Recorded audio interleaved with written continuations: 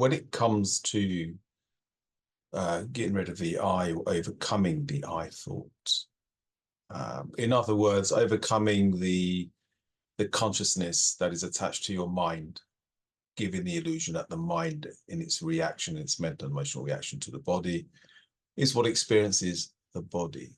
Okay, so to overcome that, you can't do it from that position. You can't do it from your mental and emotional idea of yourself. And do you know what I mean by that? Your mental and emotional idea of yourself. This is what most people invest everything in. This is what everyone invests everything in your mental and emotional sense of self. And it's that mental and emotional sense of self that claims the experience of the body. Okay, it becomes very self-possessive. And this mental and emotional definition of self is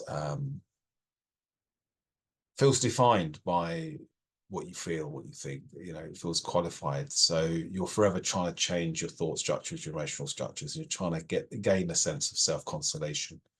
And that self-consolation is what we call seeking. So to overcome that, it's not as if you can do it from that perspective. So really the only way you can do that is just be aware of it. Just be aware of it. And when you become aware of it, learn to distinguish that awareness alone, pure awareness, from this activity that seems to be happening, this mental or emotional paradigm of self. And to overcome it is just to be aware of it. So when I remain as awareness, I'm not saying go into your awareness. There is no one going into the awareness. There is just awareness. If you investigate behind the mental and emotional formation of a sense of self, there is just a pure awareness. So it's well worth investigating that. So overcoming the I thought isn't about being an I thought going into awareness because it's the I thought going into awareness. I mean, it's ludicrous, isn't it? But this is how cunning, powerful, baffling this false self is, this false sense of self. But just to be aware of it. The only problem is when you start just becoming aware of it, it feels a bit counterintuitive because to be aware of something, it feels as if you're doing nothing. But you're doing everything. Everything comes from just seeing it. Everything comes from being aware of it.